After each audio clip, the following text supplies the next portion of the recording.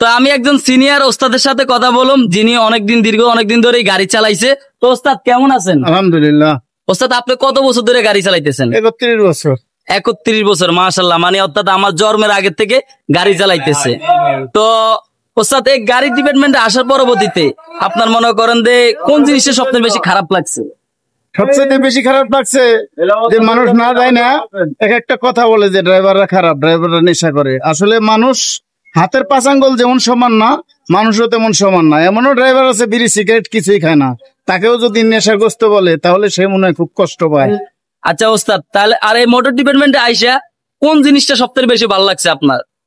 আমার সবচেয়ে ভালো লাগছে যে মানুষ মরণশীল, কিন্তু কেউ মরণের কথা স্মরণ রাখে না। আর সবচাইতে ভালো লাগছে ড্রাইভাররা যদি নাকি সঠিক সার্ভিস না দিত তাহলে দেশ অচল হয়ে পড়তো। দেশের চাকা সচল রাখে 90% ড্রাইভাররা।